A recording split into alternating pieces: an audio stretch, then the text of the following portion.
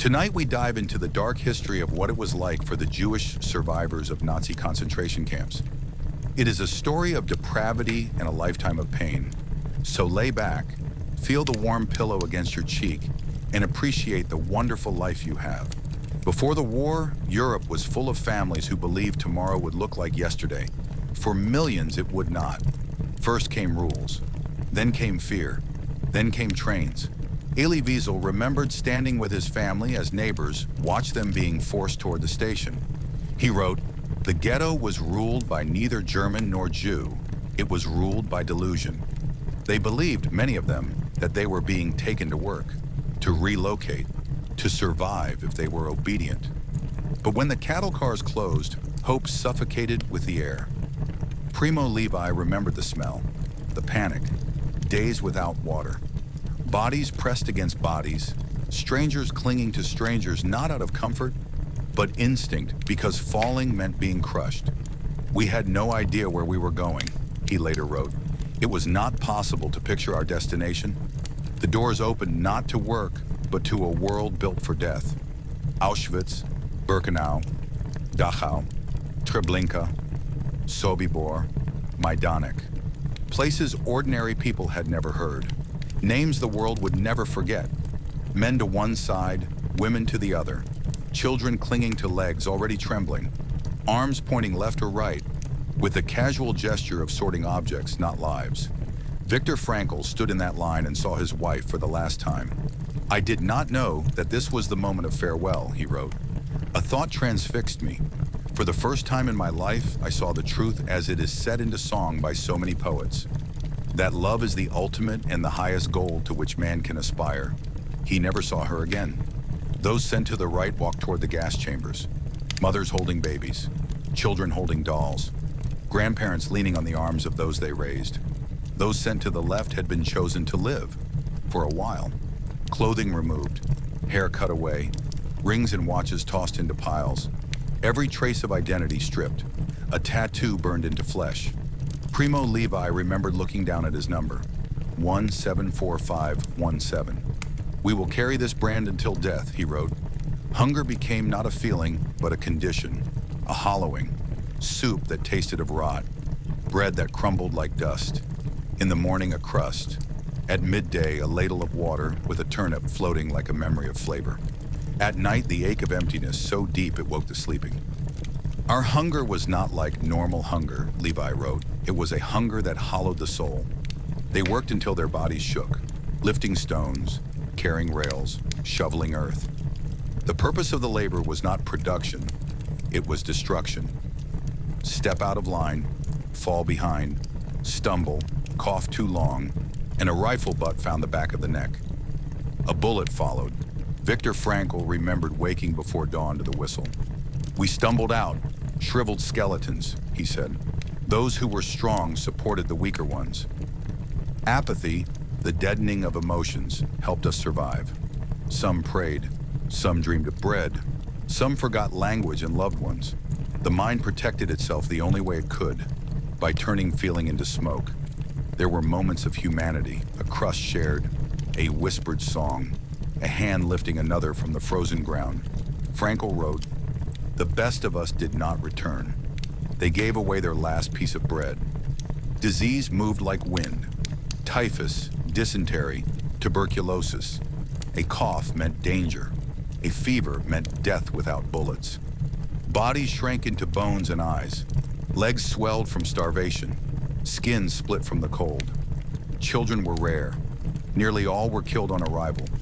But a few survived, twins taken for experiments." Eva Mozes Kor remembered the injections, the tests, and the fear. "Every day we wondered, will we live until tomorrow?" The air carried smoke. Ash fell like snow. People did not need to ask what burned. They understood. And yet, some lived. Elie Wiesel recalled a French girl who whispered to him after a guard beat him, "Bite your lips, little brother. Keep your anger for another day." Even a single kind word in that place was a rebellion. Night brought no peace. Men slept 5 to a bunk, wooden boards biting into skin. Lice crawled through blankets. Dreams were short and cruel. Some dreamed of meals they would never taste again. Some dreamed of mothers, brothers, entire families already gone. Dawn came with roll call, hours standing in snow, bodies collapsing around still living feet. If one prisoner was missing, the rest stood until they were found, or until the bodies around them froze. Hope became dangerous. Memory became painful.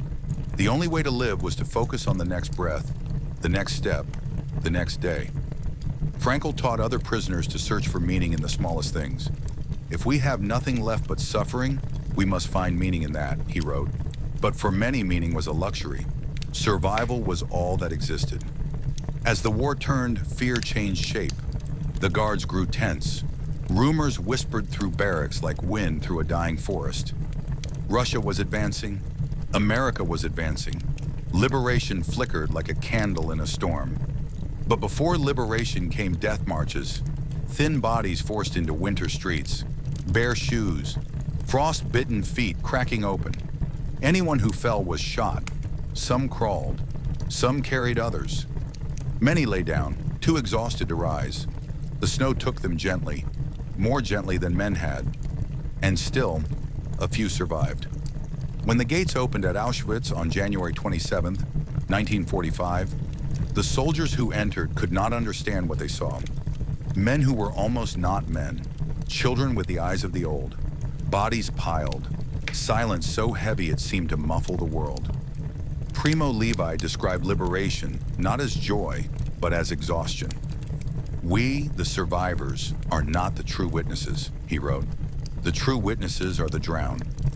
Elie Wiesel remembered looking in a mirror and seeing a corpse peer back. He said, "The look in his eyes has never left me." After liberation, many died anyway. Too weak to eat, too fragile to survive freedom. Others searched the world for family and found emptiness. Some never spoke again. Others spoke so the world could not forget. And every survivor carried the same task, to ensure silence never returned to the earth in that way again. For in those camps, they learned a truth the world must never lose. Humanity is fragile.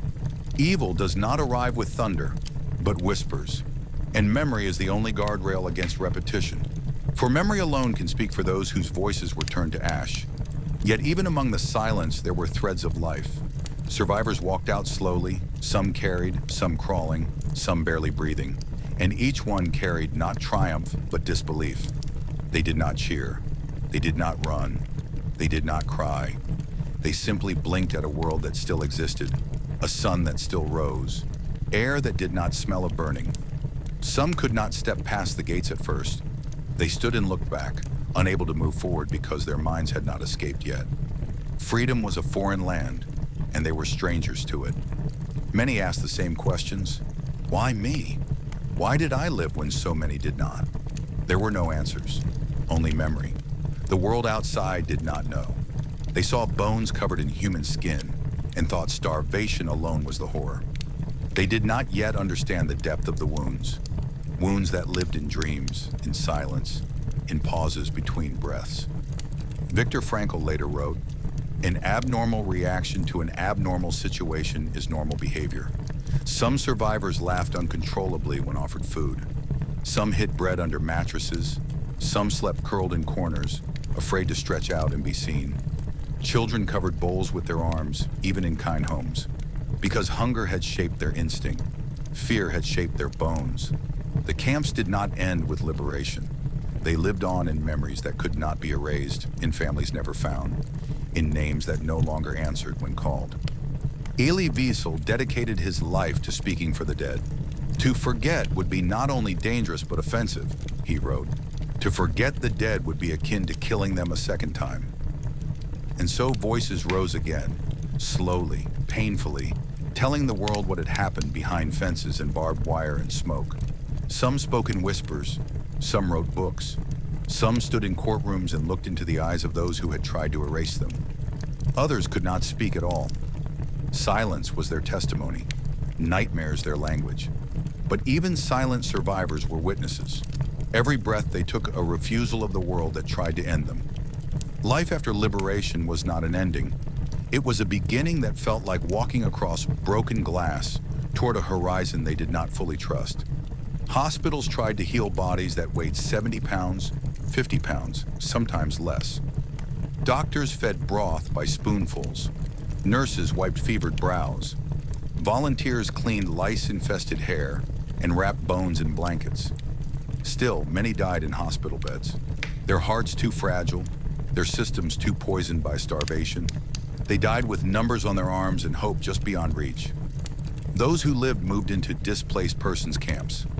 Barracks, ironically, not unlike the ones they had left, but with different guards and different intention. Some searched through lists of names. Some traveled town by town, asking if anyone had seen a mother, a brother, a child. Most heard only silence. The world did not always welcome them kindly. They returned to towns where strangers lived in their homes. They asked about family businesses and were told coldly they no longer belonged to them. Survivors knocked on doors hoping for embraces and found resentment instead. Some people asked, "Why didn't you fight back?"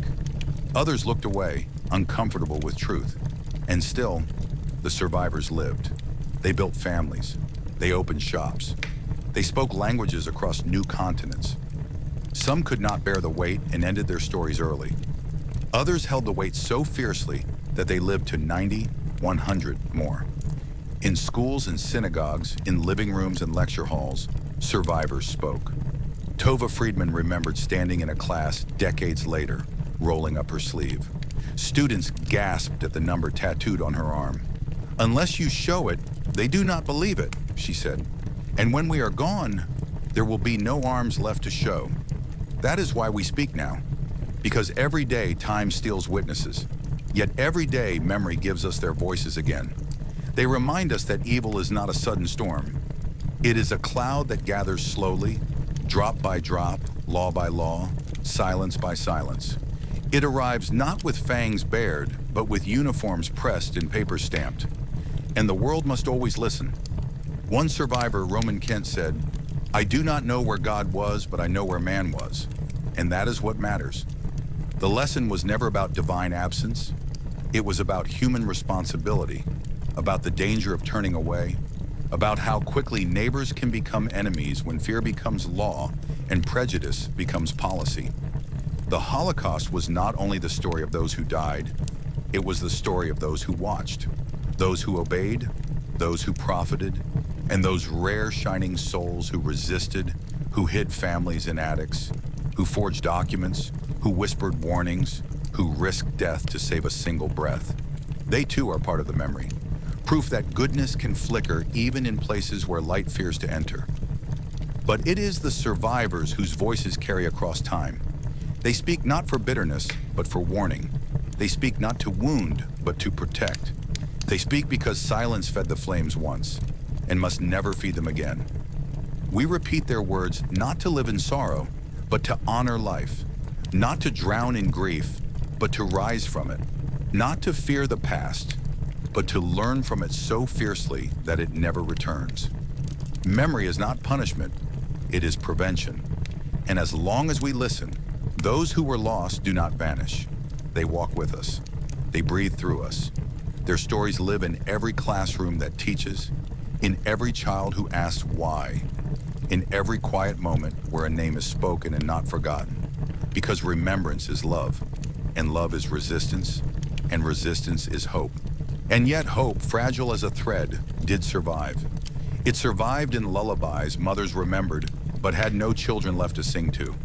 It survived in torn photographs tucked into coat linings. It survived in stories whispered across oceans, in languages cracked by grief but still spoken. Children who had seen more death than life learned how to laugh again, softly at first, as if laughter might break the world. Women who had walked through fire rebuilt homes, brick by trembling brick. Men who had forgotten their own faces learned them anew in mirrors, older and sadder, and yet undeniably alive. In displaced persons, camps, weddings were held, not because the world was healed, but because the world needed healing. Rings were cut from tin, flowers were made from scraps of paper. Promises were whispered not with certainty, but with courage. Survivors searched each other's eyes and saw not only trauma, but recognition. Someone else who understood nightmares that arrived with sunlight and hunger, that lingered long after meals returned. Some traveled to Palestine, a land of hope and conflict. Others sought refuge in America, Canada, South America, Australia. They crossed seas and borders in decades. They learned new alphabets and raised children who never knew the sound of boots outside the door. But they also raised children who learned early that silence can be deadly and dignity must be defended. Many spoke of guilt, survivor's guilt, they called it later. But to them, it was simply a question that lived in their bones. Why did I live? There is no answer. There never was. Primo Levi wrote, "It happened, therefore it can happen again." His voice trembled with warning, not despair. Viktor Frankl told the world that life has meaning, even in suffering, especially in suffering, and that no one can take away the freedom to choose one's spirit. Those who have a why to live, he said, can bear almost any how. Elie Wiesel, who saw children torn from mothers, who saw fire consume innocence, who lost his father to starvation and beatings and sorrow, spent decades speaking not only of pain, but of responsibility. The opposite of love is not hate, he warned, it is indifference. Indifference, the quiet that feeds cruelty, the silence that lets hatred grow like a weed in an untended garden. Those who came home without homes, those who returned to towns where their names had been forgotten or erased, carried a weight heavier than hunger. Memory. Love without bodies to hold. Songs without voices to join them. They mourned not in cemeteries, but in empty rooms. But memory is not only loss, it is evidence, testimony, a lantern held up in the dark. The survivors became that lantern, burning gently, refusing to extinguish. And their light reached classrooms, courtrooms, bookshelves, film reels, and most importantly, hearts. Children born after the war inherited their parents' ghosts, but also their strength. They learned that identity matters, that justice matters, that standing up is not an act of anger, but of honor. They learned to ask questions, to doubt hatred, to believe in humanity even when humanity fails. The world remembered, slowly at first, painfully, imperfectly, but it remembered. Museums rose from the ruins. Names were etched in stone. Trees were planted for the righteous who had risked everything to save a life. Candles were lit, prayers whispered, tears fell, not only for the dead, but for the living who carried them. Some survivors lived quietly, their stories told only in bedtime whispers to grandchildren who would later understand the weight of those words. Others spoke on stages, in documentaries, in courtrooms. They stared into the eyes of former captors and spoke truth not with vengeance, but with unshakable dignity. They said simply, "I lived. I remember. The world must remember too." And every time someone listens, the world becomes stronger than the hate that once tried to break it. So we speak, we listen, we carry their voices forward, we repeat their names, we teach their stories so future generations will not see history as distance but as warning. A map of how darkness forms and how light must answer. There will come a day when no survivor remains to speak, but their echoes live here, in every breath of testimony, in every page turned, in every quiet moment of remembrance. And when a child someday asks, "What happened?" we will answer with truth, not silence. For truth is remembrance, and remembrance is protection, and protection is love. And love, even the quietest whisper of it, is stronger than hatred engraved in stone. Let us walk forward now, not away from their memory, but carrying it, each step a promise, each breath a vow, because memory is not a burden, it is a shield. And as long as we hold it, they are not lost, not forgotten, not gone. They walk with us, they speak through us, they live in every act of courage, kindness, and refusal to turn away. This is their legacy. Some survivors found God again in the soft light of morning. Others could no longer pray. Faith was both a refuge and a wound, and each soul chose its own path through that inner wilderness. What united them was not belief, but memory, a memory heavy enough to reshape the world. Many who survived did not speak for years. Silence wrapped around them like a second skin. The world was eager to move forward, eager to rebuild, to grow, to forget the ugliness it had allowed.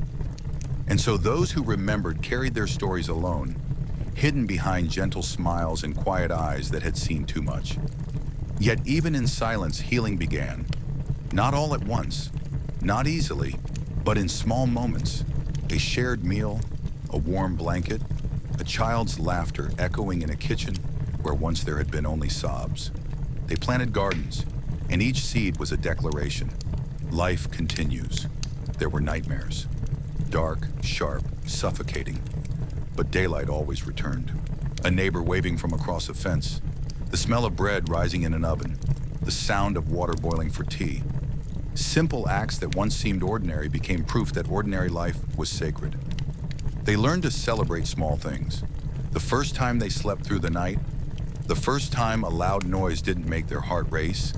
The first time they trusted someone enough to say, "I am scared," and be met with understanding instead of cruelty. Healing was not a straight line, but a winding road, and every step forward mattered.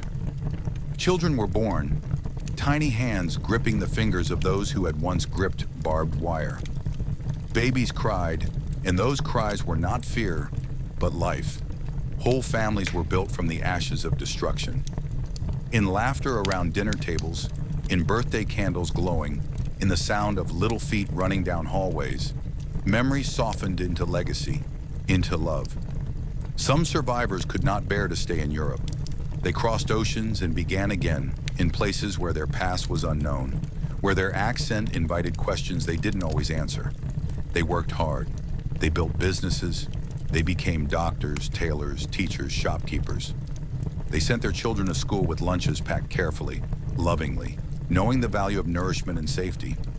Others stayed in the places where their parents were buried, where synagogues stood in ruin and cemeteries held names carved in fading stone. They rebuilt communities and said prayers over ground soaked in sorrow. They refused to let history erase them. They chose to bloom where hatred had tried to kill them. Decades passed. Wrinkles softened once hollow faces. Grandchildren sat on knees marked by ink numbers, not understanding at first. And when they asked, "What is this?" their grandparents held their breath, deciding how much of history a young heart could hold. And slowly, carefully, they told them. They spoke not of numbers, but of names. Not of loss alone, but of love that had existed despite the world's cruelty.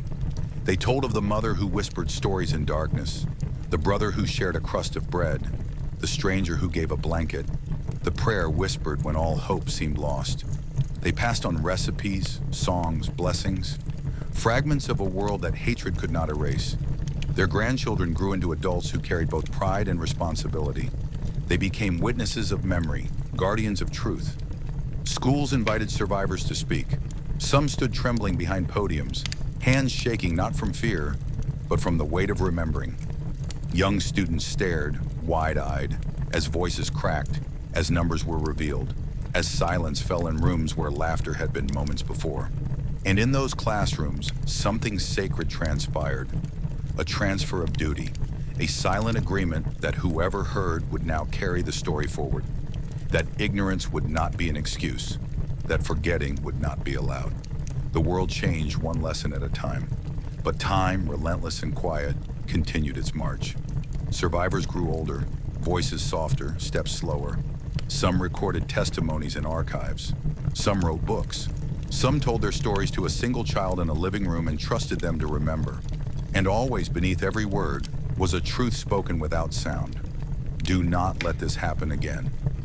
Not just to us, not just here, to anyone, anywhere. For the Holocaust was not a single event, but a warning about what humans are capable of when fear is weaponized, when cruelty becomes policy, when neighbors stop seeing neighbors as human beings. The survivors were not only witnesses of suffering, they were guardians of humanity. They showed us that even in the darkest abyss, dignity can flicker like a candle. They showed us that hatred can destroy bodies, but cannot touch the soul unless we surrender it. They proved that love, however fragile, is stronger than brutality. And now, as generations stand farther from those years, Their voices echo not only in history books, but in the quiet moments of conscience, in decisions about kindness, in courage to speak when others are silent, in choosing empathy over apathy. For the Holocaust did not begin with camps. It began with words, with insults in the street, with laws passed quietly, with silence from those who could have spoken, with the gradual erosion of empathy, grain by grain, until hearts hardened into stone. The survivors teach us that protecting humanity is not an act reserved for heroes. It is a daily choice made by ordinary people, in how we speak, in how we listen, in how we stand up when someone is targeted, mocked, excluded. Each act of kindness is defiance against the past. Each rejection of prejudice is a promise. Each moment of compassion is a stone laid in the foundation of a safer world. And so we remember not to live in sadness, but to build in awareness. Not to dwell on horrors, but to honor the resilience that rose from them. To make memory a living force, shaping choices, shaping futures, shaping hearts. The survivors lived through a world that tried to strip them of humanity. They answered by building a world overflowing with it, through children, through love, through art, through truth. Their lives became the ultimate defiance, the victory over hatred that steel and fire could not erase. We walk forward carrying their stories like lights in our hands. And as we walk, we whisper, for them and for us, never forget, never turn away, never be silent. Love is stronger than hate. Memory is stronger than denial. Humanity is stronger than fear. They survived. They remembered. And through us, they live. And yet survival did not mean leaving the past behind. It meant carrying it forward, honoring it, and learning how to live beside its shadow without letting that shadow swallow the light. There were days when memory arrived like a gentle tap, carried by the scent of fresh bread or the whisper of a prayer. There were nights when memory returned like a storm, sudden and consuming, shaking hands and waking tears that refused to fall in daylight. Some survivors built lives of remarkable calm, choosing quiet neighborhoods, familiar routines, the simple rhythm of safety. They planted flowers, they sat on porches. They watched sunrises with gratitude deep as oceans. They taught their children to hold kindness like a shield, to treat every stranger like a soul, not a threat. Others moved through life with fierce fire. They marched for civil rights. They stood against injustice wherever they saw it. They spoke loudly, wrote strongly, demanded that the world face its own reflection. Their pain became purpose. Their grief became resistance. Their memories became armor. Both paths were survival. Both were strength. For every survivor, healing looked different. There were those who laughed loudly, because laughter was proof they still owned joy. There were those who saved every scrap of food, because hunger had carved itself into instinct. There were those who needed the company of others, whose hearts clung to community like a lifeline, and those who needed quiet, needing no witness to the weight they carried. Some could not bear to speak. Their silence was not forgetfulness, but reverence. A cathedral of memory held privately, sacredly. And in that silence lived love as fierce as any spoken testimony. The world may never hear their words, but it feels the echo of their endurance. Others spoke again and again until their voices cracked, because silence had once nearly killed them, and they refused to let silence win again. They spoke in schools, in synagogues, in churches, in courtrooms, in whispering living rooms, and crowded auditoriums. They spoke not to relive the past, but to protect the future. And those who listened, truly listened, became witnesses too. A girl in a classroom saw a number tattooed on an arm and carried that memory into adulthood. A boy heard a trembling voice speak of a mother lost, and years later stood against cruelty in his own community. A teacher shared a testimony, and a student became a historian. A grandchild heard a bedtime story that was not a fairy tale, but a remembrance, and grew into someone who taught the world to remember. This is how memory lives, not in stone alone, but in hearts. As decades passed, the numbers on arms faded, but the meaning etched deeper. The camp uniforms frayed, yet the stories remained sharp. Photographs yellowed, but eyes in those photographs still searched through time. asking only that we not look away. The world built museums so stories would have walls to stand in. Memorial candles were lit each year in November light. Names were read aloud. Thousands, tens of thousands, millions. Because to say a name is to breathe life back into a soul, history tried to erase. Children walked through Holocaust memorials holding hands with teachers and parents, and some stopped, stunned, before piles of shoes, small shoes, baby shoes, and understood, even without words, that something sacred rested there, something fragile, something human. And the survivors, older now, shoulders curved, voices soft like worn pages, sometimes stood quietly beside those memorials and watched the children looking. And in those moments, they saw the future learning to protect the past. They saw memory become inheritance. They saw hope. There were moments of sorrow that never healed. Empty chairs at weddings, holidays with missing laughter, dreams where familiar faces returned only to vanish at dawn. But there were also moments of triumph. Watching grandchildren graduate, celebrating anniversaries once thought impossible, dancing slowly in living rooms filled with sunlight. They danced because they could, because their feet still moved, their hearts still beat, their lungs still filled with air that once felt forbidden, because joy itself was an act of defiance. And when survivors sat at tables surrounded by family, children laughing, food steaming, candles glowing, they did not need to speak to feel the power of that moment. Life, vibrant and unbroken. A feast laid before souls who once rationed crumbs. Warmth where there had been cold. Love where there had been fear. Continuity where there had been attempted erasure. This simple miracle of existence was victory.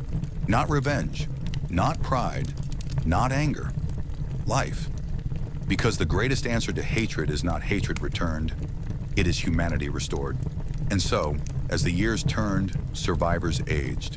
Their steps slowed, their hair silvered, their voices softened like evening light.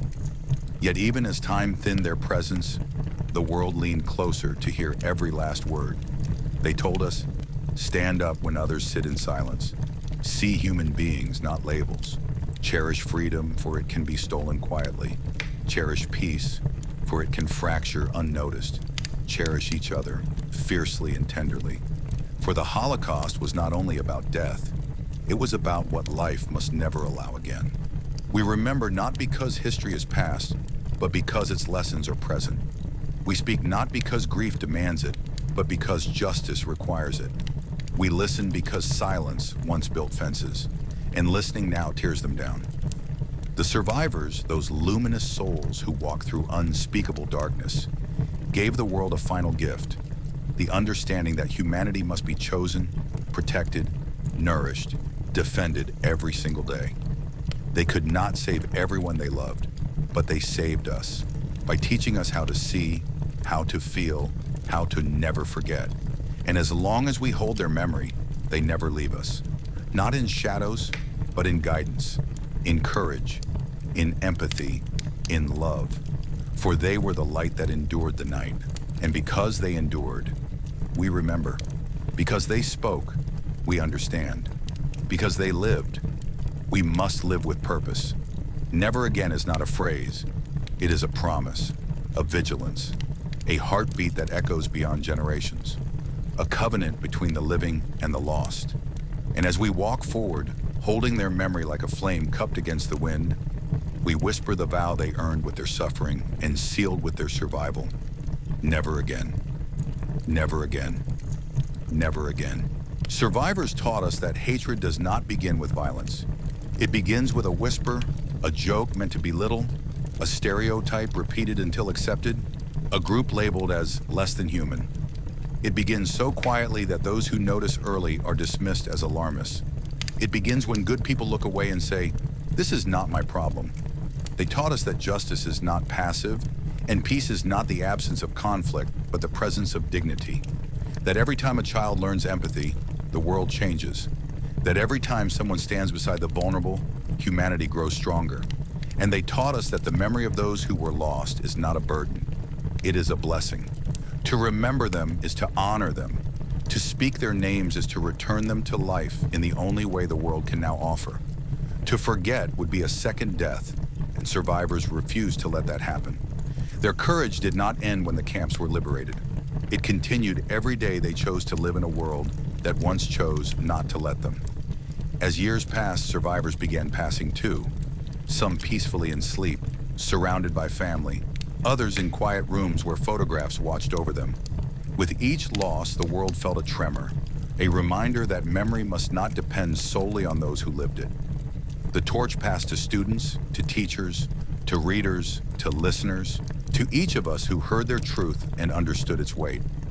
And so the world carries their stories in many languages, in books and recordings, in memorial walls etched with names, in museums where children walk slowly and do not understand everything, but understand enough to feel their hearts shift. In cities where candles are lit each year, where bells toll, where prayers rise into cold November air, in documentaries, in classrooms, in whispered bedtime lessons about kindness, about courage, about choosing love. Some survivors chose forgiveness, others could not. Both paths were human. Both were respected. Forgiveness was never owed. Survival was enough.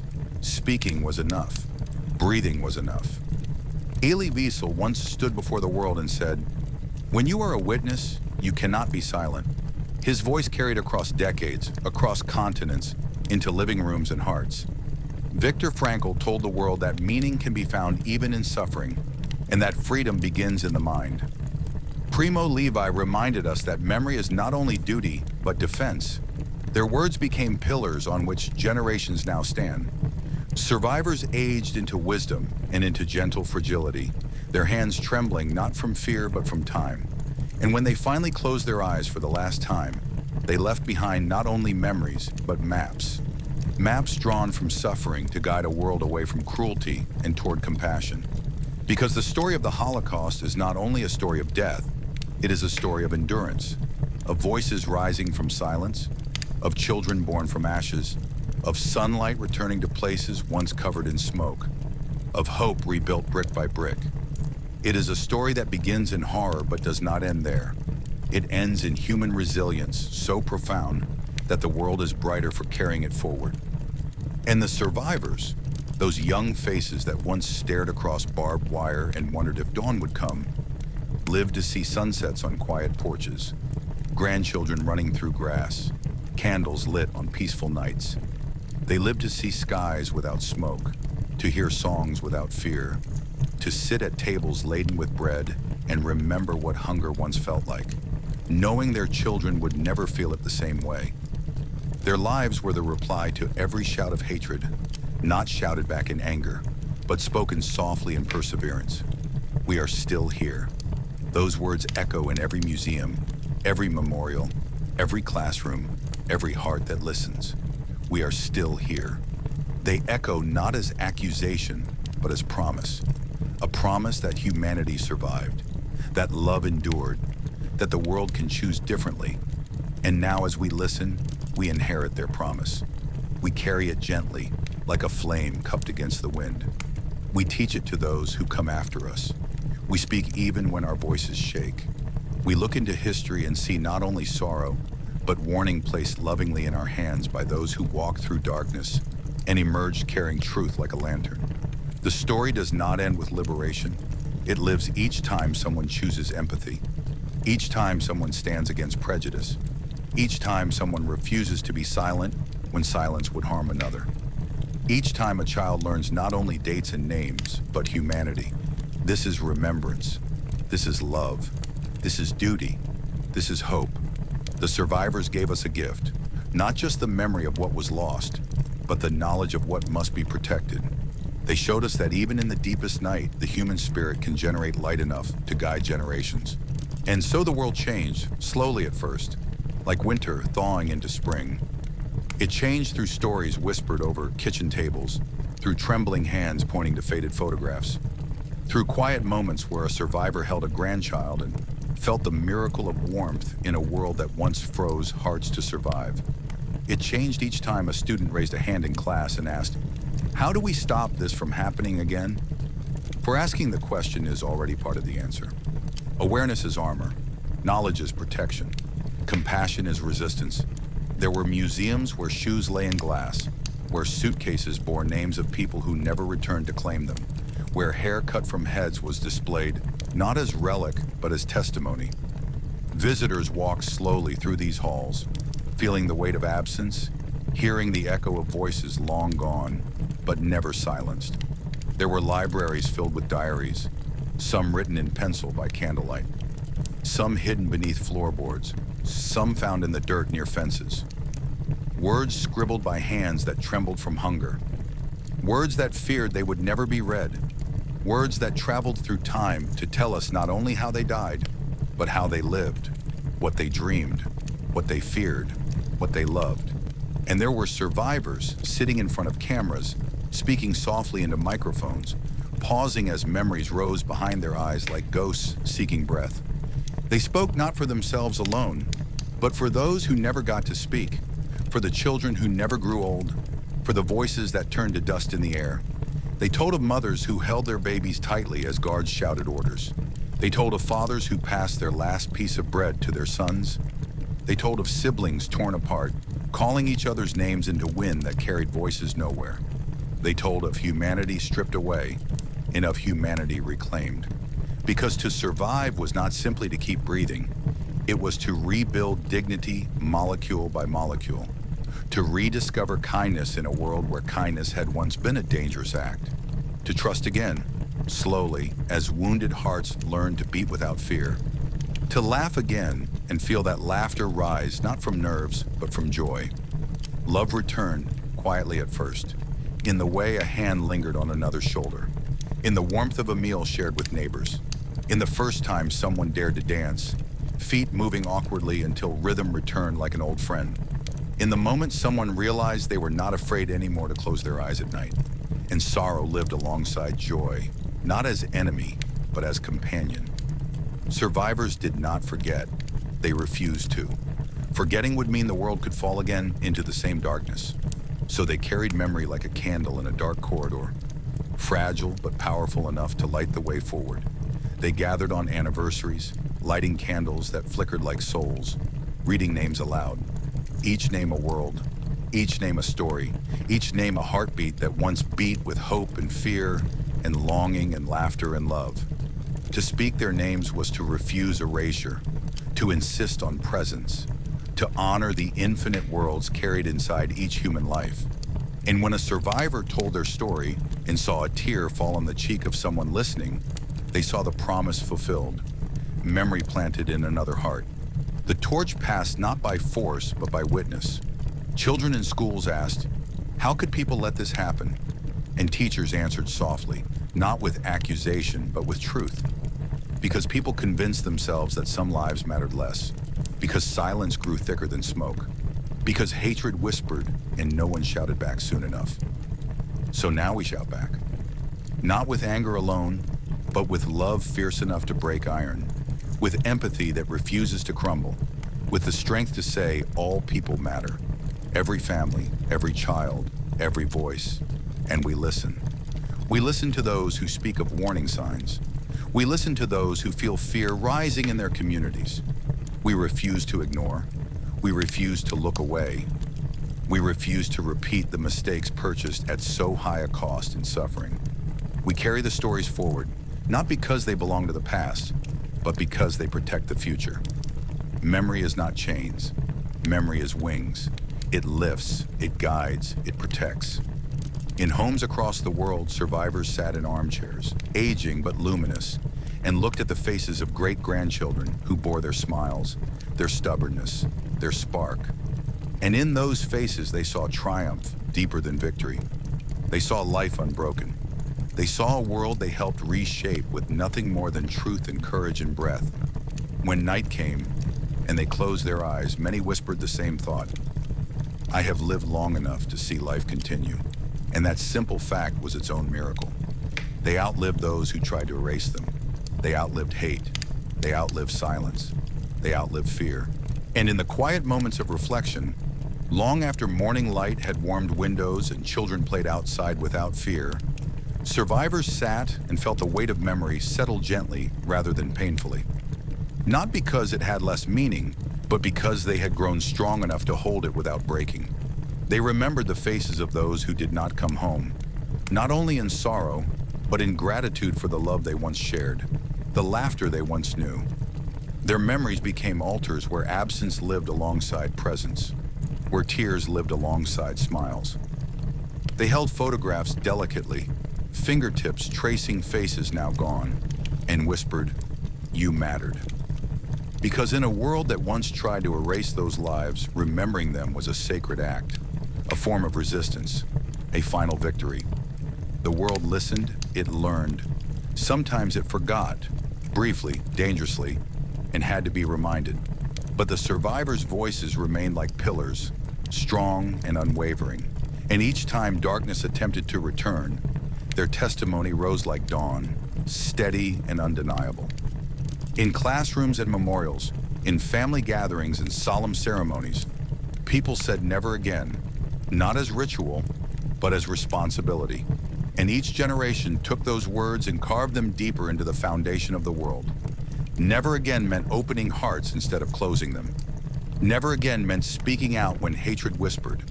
Never again meant protecting the vulnerable, the different, the quiet, the forgotten. Never again meant seeing humanity in every face. Survivors aged with grace, even when their hands shook and their voices softened. They sat in chairs near windows and watched birds rise into the sky, remembering days when they had prayed simply to wake up again. They felt sunlight on their skin and cherished it as something sacred. They listened to music and felt it fill the empty spaces inside them with warmth. And when their last days came, they did not leave in fear. They left surrounded by families they built, dreams they fulfilled, and worlds they changed. They left knowing their truth had outlived hatred. They left knowing they had answered history, not with bitterness, but with courage. They left knowing they had transformed suffering into wisdom, silence into testimony, darkness into light. They closed their eyes not alone, but carried by generations who will speak for them. They became memory woven into the fabric of humanity, never fading, never silent. And so we continue their work. We speak because they cannot. We carry stories because they handed them to us with trust. We stand guard against hatred, not only with laws and lessons, but with kindness. The kind of kindness that saves lives in small, unseen ways. A door held open, a hand extended, a voice saying, "You matter." A refusal to let cruelty pass unchallenged. The Holocaust teaches us what happens when humanity forgets itself, and what happens when it remembers. It teaches us that even in the deepest night, a spark can survive. It teaches us that ordinary people have extraordinary choices. Every day, in every moment, in every interaction. We honor the survivors not by mourning endlessly, but by living responsibly. By making choices rooted in empathy. By raising children who know history and choose love. By seeing the world not as us and them, but as all of us together, fragile and precious, capable of great harm and greater good. If we listen closely, we can still hear them. The voices of those who endured, speaking softly but firmly in the quiet spaces of our minds. Be kind, be brave, do not look away, protect one another, hold life sacred, and we answer. Not with words alone, but with action. Because memory is not a story in a book, it is a living promise. Because those who were lost deserve not only tears, but a world that learned from their loss.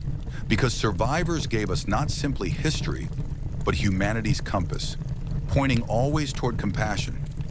We remember them in silence, in prayer, in study, in teaching, in candles flickering in winter windows, in flowers left at memorial stones, in the way we treat the stranger at our door, in the way we defend the dignity of every human being. They survived so we could learn. We remember so they live forever. And in remembrance, we promise again and again, never again. Not in ashes, not in whispers, but in every heartbeat that chooses love over hate, courage over fear, humanity over indifference. They walked through darkness so we could walk in light. And as long as we carry their memory with honesty, with humility, with compassion, as long as we teach and listen, protect and act, the past will not repeat, and their legacy will endure like a flame that never dies. So breathe deeply, hold this story close, carry it forward. Live it in the choices you make, in the way you speak, in the way you care, in the way you love. For remembrance is not the end of the story. It is the beginning of a better one.